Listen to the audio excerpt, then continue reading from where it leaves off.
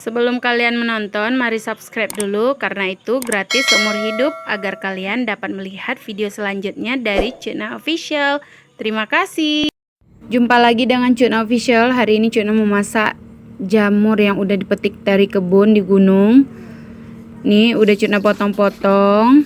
Kita mau buat jamur lado atau sambal merah. Ini bahannya tomat, cabai. Nanti Cukna jelaskan di description box nih. Kita cuci dulu nih si jamurnya, masih ada serbuk-serbuk kayunya. Nah ini bumbunya mau kita haluskan. Nanti kalian selengkapnya bisa lihat di description box ya. Ini kita haluskan dulu bumbu-bumbunya, bawang, cabai, dan tomat. Cukna juga menambahkan teri biar rasanya lebih enak. Kita goreng dulu terinya di minyak panas. Terinya nggak banyak-banyak, untuk asal ada perasanya aja gitu ya, biar lebih enak.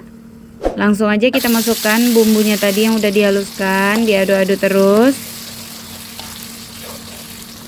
Jika udah teraduk rata dan udah lumayan matang, kita masukkan garam, roiko, dan penyedap lainnya. Kalian nggak masukkan boleh juga, cuma pakai roiko ataupun garam aja. Masukkan si jamurnya tadi, lalu diaduk sampai rata ya. Kalau kita masak jamur tuh lumayan lama ya, karena dia tuh teksturnya tuh kayak daging kenyal-kenyal gitu.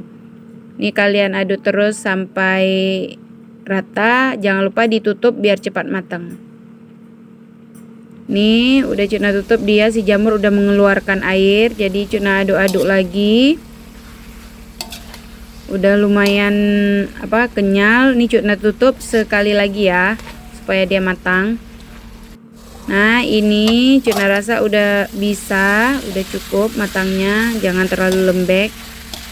Langsung saja kita masukkan teri tadi ya. Nih kita aduk-aduk terus, aduk-aduk sampai rata. Nah nih udah siap Cukna masak tadi, dan hasilnya ini.